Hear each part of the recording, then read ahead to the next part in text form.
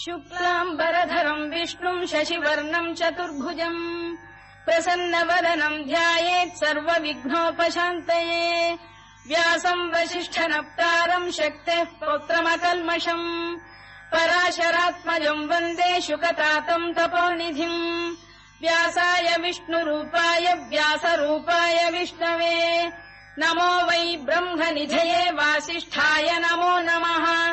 अविकाराय शुद्धाय नित्याय परमात्मने सदैकरूपरूपाय विष्णवे सर्वजिष्णवे यस्य स्मरणमात्रेण जन्म संसारबन्धनात् विमुच्यते नमस्तस्मै विष्णवे प्रभविष्णवे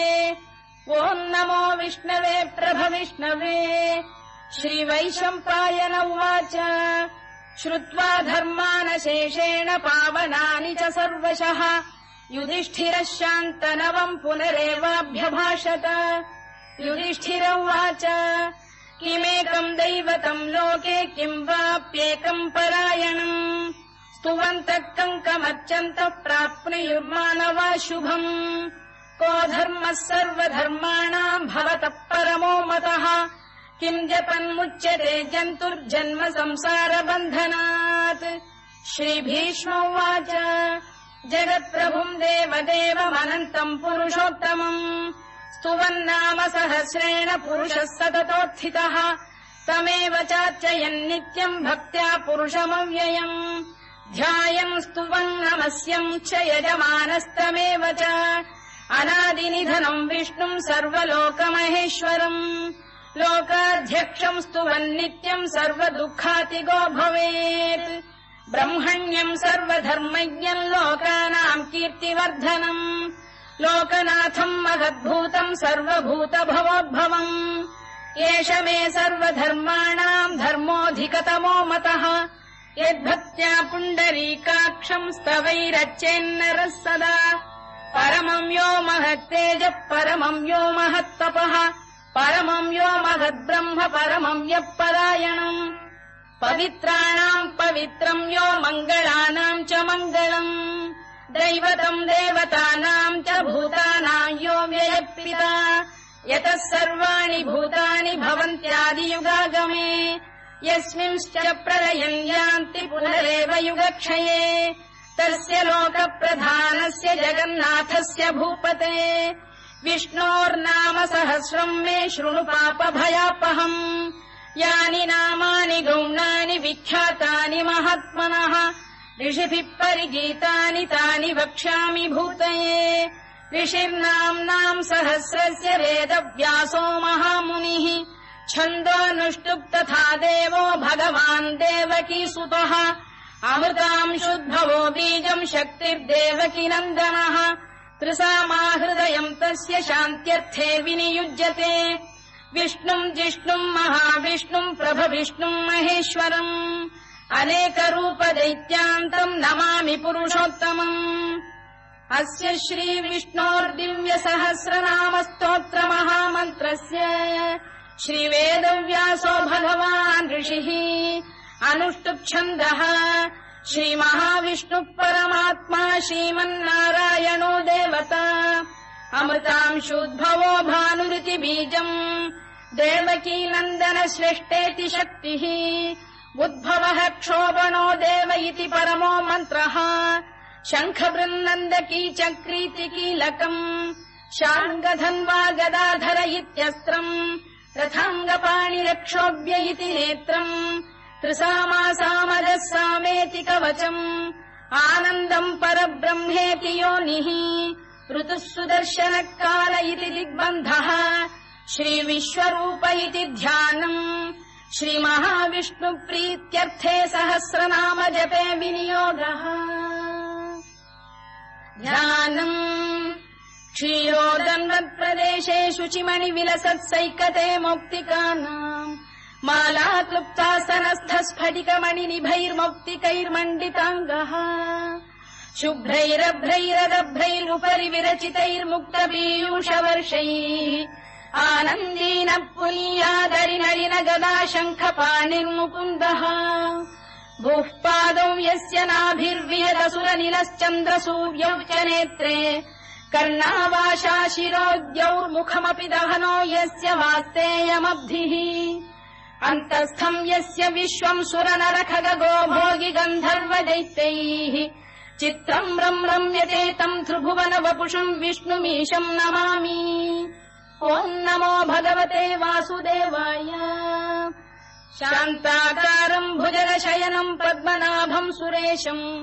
विश्वाधारम् गगनसदृशम् मेघवर्णम् शुभाङ्गम् लक्ष्मीकान्तम् कमलनयनम् योगिहृद्ध्यानगम्यम्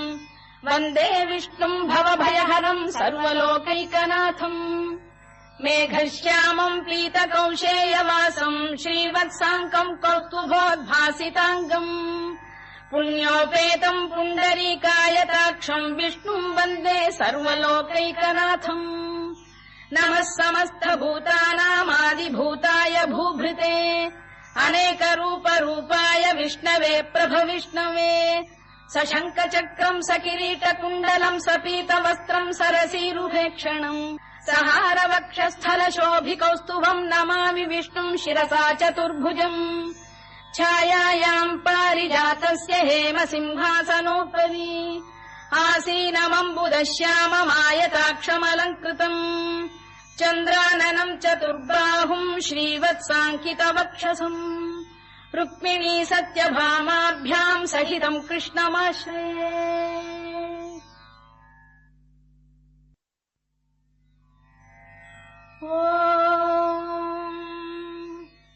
विश्वम् विष्णुर्वषत्कारो भूतभव्य भवत्प्रभुः भूतकृद्भूतभृद्भावो भूतात्मा भूतभावनः भूतात्मा परमात्मा च मुक्तानाम् परमागतिः अव्ययः पुरुषः साक्षी क्षेत्रज्ञोऽक्षर एव च योगो योगविदाम् नेता प्रधानपुरुषेश्वरः नारसिंहवपुः श्रीमान् केशवः पुरुषोत्तमः सर्वः शर्वः शिवस्थाणुर्भूतादिर्निधिरव्ययः सम्भवो भावनो भर्ता प्रभवः प्रभुरीश्वरः स्वयम्भूः शम्भुरादित्यः पुष्कराक्षो महास्वनः अनादिनिधनो धाता विधाता धातुरुत्तमः अप्रमेयो ऋषिकेशः पद्मनाभोऽमरप्रभुः विश्वकर्मा मनुस्पष्टा स्थविष्ठस्थविरो ध्रुवः अग्राह्यः शाश्वतः कृष्णो लोहिताक्षप्रदर्दनः प्रभूतस्त्रिककुब्धाम पवित्रम् मङ्गलम् परम् ईशानप्राणदप्राणो ज्येष्ठः श्रेष्ठः प्रजापतिः हिरण्यगर्भो भूगर्भो माधवो मधुसूदनः ईश्वरो विक्रमी धन्वी मेधावी विक्रमक्रमः अनुत्तमो दुराधर्ष्य कृतज्ञकृतिरात्मवान् सुरेशः शरणम् शर्म विश्वरेता प्रजाभवः अधः संवत्सरो व्यालप्रत्ययः सर्वदर्शनः अजः सर्वेश्वरः सिद्धः सिद्धिः सर्वादिरच्युतः वृषाकपिरमेयात्मा सर्वयोगविनिसृतः वसुर्वसुमनः सत्यः समात्मा संमितः समः अमोघः पुण्डरीकाक्षो वृषकर्मा वृषाकृतिः रुद्रो बहुशिरा बभ्रुर्विश्वयोनिः शुचिश्रवाः अमृतः शाश्वतस्थाणुर्वरारोहो महातपाः सर्वगः सर्वविद्भानुर्विश्वक्सेनो जनार्दनः वेदो वेदविदव्यङ्गो वेदाङ्गो वेदवित्कविः लोकाध्यक्षः सुराध्यक्षो धर्माध्यक्षकृताकृतः चतुरात्मा चतुर्व्यूहश्चतुर्दंष्टश्चतुर्भुजः भ्राजिष्णुर्भोजनम् भोक्ता सहिष्णुर्जगदादिजः अनघो विजयो जेता विश्वयोनिः पुनर्वसुः उपेन्द्रो वामनः प्रांशुरमोघः शुचिरूर्जितः अतीन्द्रः सङ्ग्रहः सर्गो धृतात्मा नियमो यमः वेद्यो वैद्यः सदा योगी वीरः माधवो मधुः अतीन्द्रियो महामायो महोत्साहो महाबलः महाबुद्धिर्महावीर्यो महाशक्तिर्महाद्युतिः अनिर्देश्य वपुः श्रीमानमे आत्मा महादृधृत् महेश्वासो महीभर्ता श्रीनिवासः सताङ्गतिः अनिरुद्धः सुरानन्दो गोविन्दो गोविदाम्पतिः मरीचिर्दमनो हंसः सुपर्णो भुजगोत्तमः हिरण्यनाभः सुतपाः पद्मनाभः प्रजापतिः अमृत्युः सर्वदृक्सिंहः सन्धाता सन्धिमान् स्थिरः अजो दुर्मर्शनः शास्ता विश्रुतात्मा सुरारिः गुरुर्गुरुतमो धाम सत्यः सत्यपराक्रमः निमिषो निमिषस्रग्वी वाचस्पतिरुदारधीः अग्रणीर्ग्रामणी श्रीमान् न्यायो नेता समीरणः सहस्रमूर्धा विश्वात्मा सहस्राक्षः सहस्रपात् आवर्तनो निवृत्तात्मा संवृतः सम्प्रमर्दनः अधः संवर्तको भङ्गिरनिलो धरणीधरः सुप्रसाद प्रसन्नात्मा विश्वधृक् विश्वभुग्विभुः सत्कर्ता सत्कृतः साधुर्जह्नुर्नारायणो नरः असङ्ख्येयो प्रमेयात्मा विशिष्टः शिष्टकृच्छुचिः सिद्धार्थ सिद्ध सङ्कल्पः सिद्धिदः सिद्धिसाधनः वृषाही वृषभो विष्णुर्वृषपर्वा वृषोदरः वर्धनो वर्धमानश्च विविक्तः श्रुतिसागरः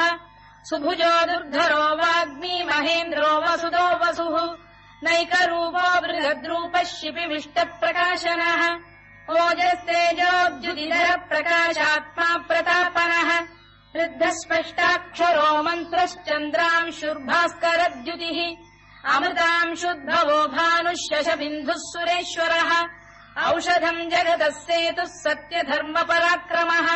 भूतभव्यभवन्नाथः पवनः पावनो नरः कामः कामकृत्कान्तः कामः कामप्रदप्रभुः युगादिकृद्युगावर्तो नैकमायो महाशनः अदृश्यो व्यक्तरूपश्च सहस्रजिदनन्तजित् इष्टो विशिष्टः शिष्टेष्टः शिखण्डी नघुषो वृषः क्रोधः क्रोधकृत्कर्ता विश्वबाहुर्महीधरः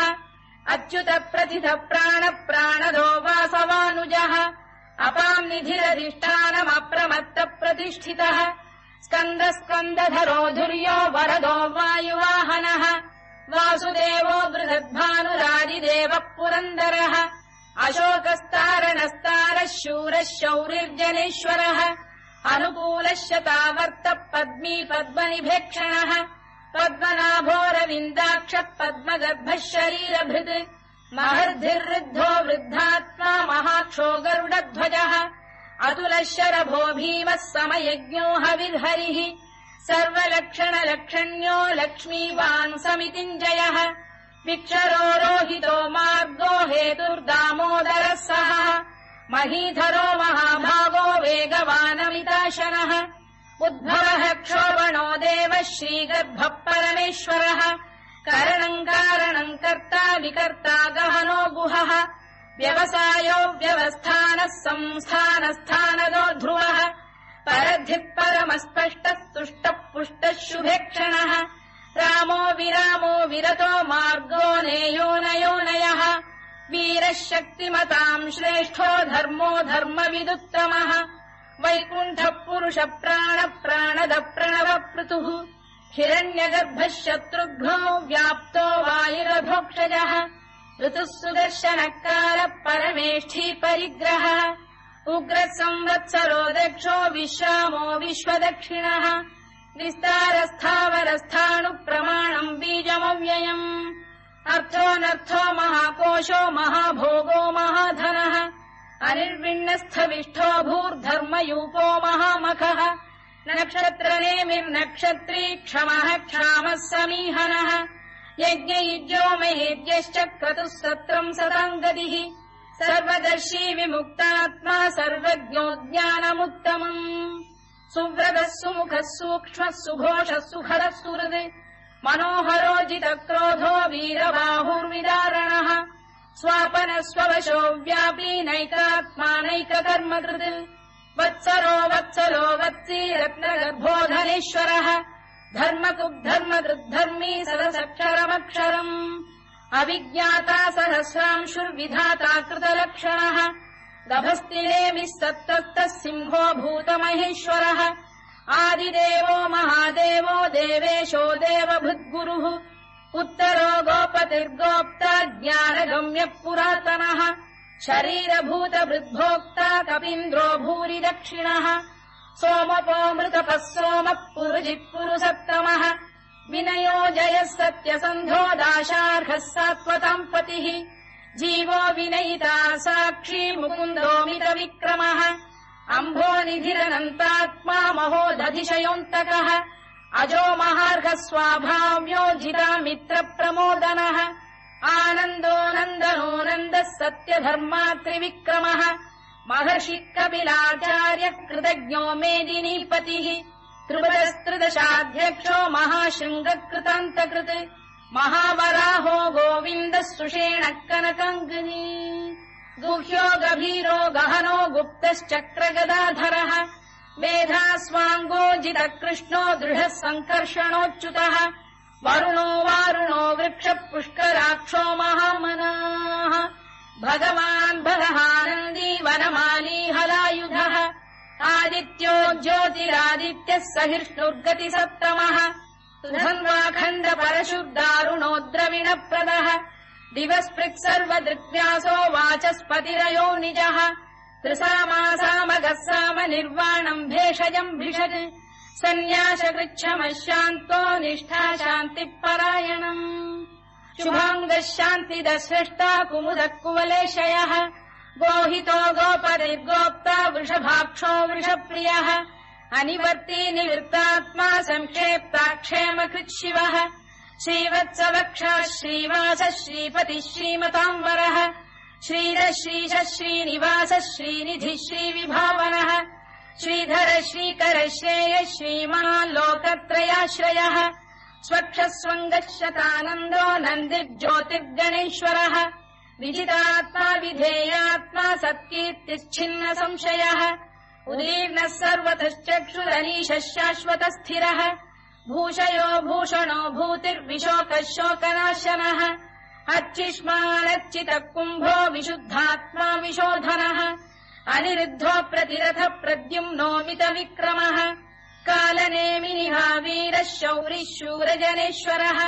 त्रिलोकात्मा त्रिलोकेशः केशवः केशिहा हरिः कामदेवः कामपालः कामी कान्तकृतागमः अनिर्देश्य वपुर्विष्णुर्वीरोऽनन्तो धनञ्जयः ब्रह्मण्यो ब्रह्मकृद्ब्रह्मा ब्रह्म ब्रह्मविवर्धनः ब्रह्मविब्राह्मणो ब्रह्मी ब्रह्मज्ञो ब्राह्मणप्रियः महाकमो महाकर्मा महातेजा महोरगः महाक्रतुर्महायज्वा महायज्ञो महाहविः स्तव्यस्तव प्रियस्तोत्रम् स्तुतिस्तोतारणप्रियः पूर्णः पूरयिता पुण्यः पुण्यकीर्तिरनामयः मनोजवस्तीर्थकरो वसुरेता वसुप्रदः वसुप्रदो वासुदेवो वसुर्वसुमनाहविः सद्गतिः सत्कृतिः सत्ता सद्भूतिः सत्परायणः शूरसेनो यदुश्रेष्ठः सन्निवासः सुयामुनः भूतावासो वासुदेवः सर्वासु निलयो नलः दर्पः दर्पदो दृप्तो दुर्धरोऽथापराजितः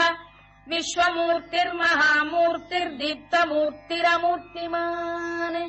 अनेकमूर्तिरव्यक्तः शतमूर्तिः शताननः एकोनैकः स वक्क किम् यत्तत्पदमनुत्तमम् लोकबन्धुर्लोकनाथो माधवो भक्तवत्सलः सुवर्णवर्णो हेमाङ्गो वराङ्गश्चन्दनाङ्गदी वीरः विषमः शून्यो घृता क्षीरचरश्चलः अमानी मानदो मान्यो लोकस्वामी त्रिलोकभृत् सुमेधा मेधजो धन्यः सत्यमेधाधराधरः तेजो वृषोद्युतिधरः सर्वशत्रभृताम्बरः प्रग्रहो निग्रहो व्यग्रो नैकशृङ्गो गदाग्रजः चतुर्मूर्तिश्चतुर्बाहुश्चतुर्व्यूहश्चतुर्गतिः चतुरात्मा चतुर्भावश्चतुर्वेदविदेकपात् समावर्तो निवृत्तात्मा दुर्जयो दुरधिक्रमः दुर्लभो दुर्गमो दुर्गो दुरावासो दुरारिः शुभाङ्गो लोकसारङ्गः सुतन्तुस्तन्तु वर्धनः इन्द्रकर्मा महाकर्मा कृतकर्मा कृतागमः उद्भवः सुन्दरः सुन्दरो रत्ननाभः सुलोचनः अर्को वाजसनः शृङ्गी जयन्तः सर्वविजयी सुवर्णबिन्दुरक्षोभ्यः सर्ववागीश्वरेश्वरः महाह्रदो महागर्तो महाभूतो महानिधिः कुमुदः कुन्दरः कुन्दः पर्जन्यः पावनो निलः अमृताशोऽमृतवपुः सर्वज्ञः सर्वतोमुखः सुलभः सुव्रतः सिद्धः शत्रुजिच्छत्रुतापनः न्यग्रोधोदुम्बरोश्चतश्चाणूरान्ध्रैषूदनः सहस्रार्चिः सप्तजिह्वः सप्तैधा सप्तवाहनः अमूर्तिरनघोचिन्त्यो भयगृद्भयनाशनः अणुबृहत्कृशस्थूलो गुणभिर्निर्गुणो महान्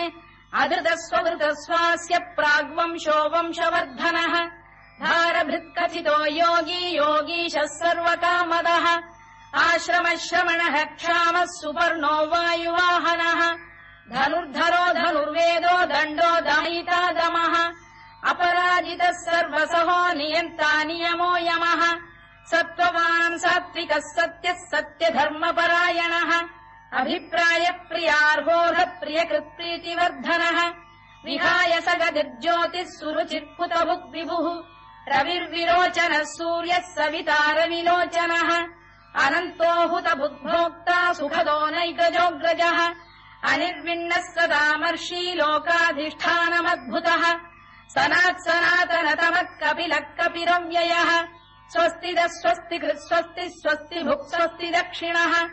अरौद्रः कुण्डली चक्री विक्रम्यूर्जितशासनः शब्दातिकः शब्दसः शिशिरः शर्वरीकरः अक्रूरपेशलो दक्षो दक्षिणः क्षमिणाम्बरः विद्वत्तमो वीतभयः पुण्यः श्रवणकीर्तनः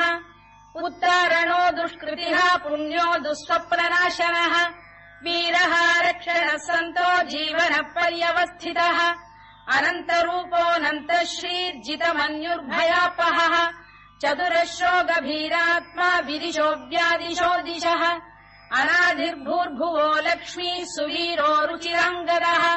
जननो जनजन्मादिर्भीमो भीमपराक्रमः आधारनिलयो धाता पुष्पहास प्रजागरः ऊर्ध्वगः सत्पथाचार प्राणद प्रणवप्रणः प्रमाणम् प्राणनिलय प्राणभृत्प्राणजीवनः तत्त्वम् तत्त्वविदेकात्मा जन्ममृत्युजरातिगः भूर्भुवः स्वस्तरुस्तारः सविता प्रपितामहः यज्ञो यज्ञपतिर्यज्वा यज्ञाङ्गो यज्ञवाहनः यज्ञभृद्यज्ञकृद्यज्ञी यज्ञभुग्यज्ञसाधनः यज्ञान्तकृद्यज्ञगुह्यमन्नमन्नाद एव च आत्मयोनिः स्वयम् जातो वैखानः सामगायनः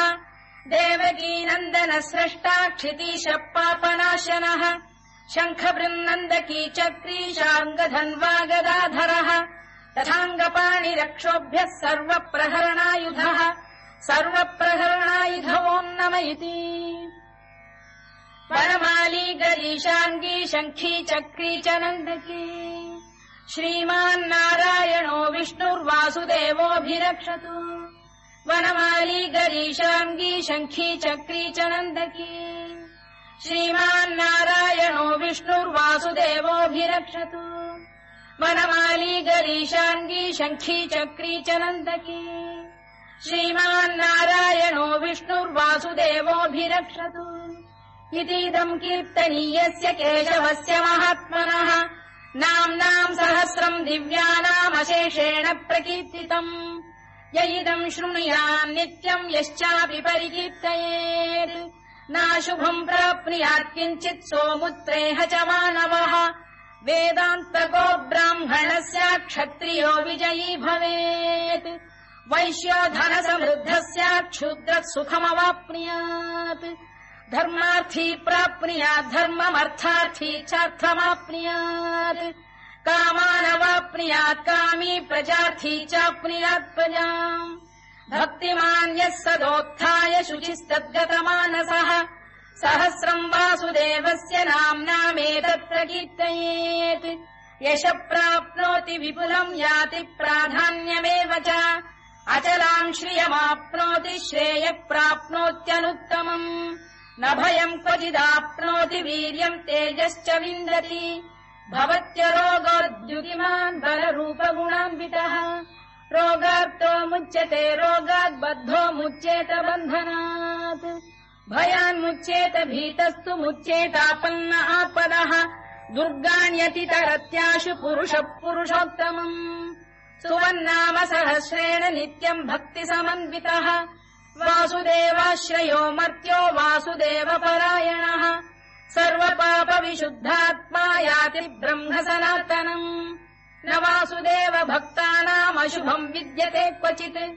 जन्म मृत्युजराव्याधिभयम् नैवोपजायते इमम् स्तवमधीयानः श्रद्धा भक्तिसमन्वितः युज्येतात्मसुखक्षान्ति श्रीधृतिस्मृतिकीर्तिभिः न क्रोधो न च मात्सर्यम् न लोभो न शुभामतिः भवन्ति कृतपुण्यानाम् भक्तानाम् पुरुषोत्तमे द्यौः चन्द्रार्कनक्षत्राखम् दिशो भूर्महोदधिः वासुदेवस्य वीर्येण विधृतानि महात्मनः ससुरासुरगन्धर्वम् स यक्षोरगराक्षसम् जगत्वशे वर्ततेदम् कृष्णस्य सचराचरम् इन्द्रियाणि मनो बुद्धिः सत्त्वम् तेजो बलम् धृतिः वासुदेवात्मकान्याहुः क्षेत्रम् क्षेत्रज्ञ एव च सर्वागमानामाचार प्रथमम् परिकल्पते आचारप्रभवो धर्मो धर्मस्य प्रभुरच्युतः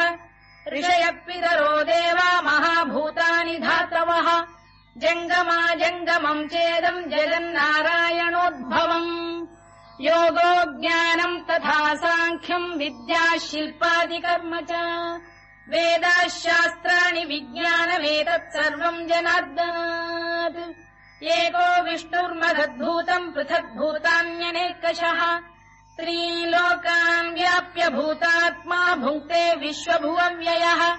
इमम् स्तवम् भगवतो विष्णोर्व्यासेन कीर्तितम् पठेद्य इच्छेत् पुरुषः श्रेयत् प्राप्तुम् सुखानि च विश्वेश्वरमजम् देवम् जगतः प्रभुमव्ययम् भजन्ति ये पुष्कराक्षम् न ते यान्ति पराभवम् न ते यान्ति पराभवम् ओन्नम इति अर्जुनोवाच पद्मपत्रविशालाक्ष पद्मनाभसुरोत्तमा भक्तानामनुरक्तानाम् त्राता भव जनार्दन श्रीभगवानुवाच यो माम् नाम सहस्रेण स्तोतुमिच्छति पाण्डव सोऽहमेकेन श्लोकेन स्तुत एव न संशयः स्तुत एव न संशयोन्नम इति व्यासोवाच वासनाद्वासुदेवस्य वासितम् भुवनत्रयम् सर्वभूतनिवासोऽसि वासुदेव नमोऽस्तु ते वासुदेव नमोऽस्तु ते ओन्नम इति पार्वत्युवाच केनोपायेन लघुना विष्णोर्नाम सहस्रकम् पठ्यते पण्डितैर्नित्यम् श्रोतुमिच्छाम्यहम् प्रभो ईश्वरोवाच श्रीराम राम रामेति रमे रामे मनोरमे सहस्रनाम तत्तुल्यम् राम नाम वरानने श्रीराम राम रामेति रमे रामे मनोरमे सहस्रनाम तत्तुल्यम् राम नाम वरानने श्रीराम राम रामेति रमे रामे मनोरमे सहस्रनाम तत्तुल्यम् राम नाम वरानने राम नाम वरानन ओन्नम इति ब्रह्मोवाच नमोऽस्त्वनन्ताय सहस्रमूर्तये सहस्रपादाक्षि शिरोरुबाहवे सहस्रनाम्ने पुरुषाय शाश्वते सहस्रकोटियुगधारिणे नमः सहस्रकोटियुगधारिणे नम ओन्नम इति सञ्जय उवाच यत्र योगेश्वर कृष्णो यत्र पार्थो धनुर्धरः तत्र श्रीर्विजयो भूतिर्ध्रुवा नीतिर्मतिर्मम श्रीभगवानुवाच अनन्याश्चिन्तयन्तो मां ये जनाः पर्युपासते तेषाम् नित्याभियुक्तानाम् योगक्षेमम् वहाम्यहम् परित्राणाय साधूनाम् विनाशाय च दुष्कृतम् धर्म संस्थापनार्थाय सम्भवामि युगे युगे आर्ता विषण्णाः शिथिलाश्च भीता घोरेषु च व्याधिषु वर्तमानाः संकीर्त्य नारायण शब्दमात्रम् विमुक्त दुःखाः सुखिनो भवन्तु कायेन वाचा मनसेन्द्रियैर्वा बुद्ध्यात्मना वा प्रकृते स्वभावात् करोमि यद्यत् सकलम् परस्मै नारायणायेति समर्पयामि।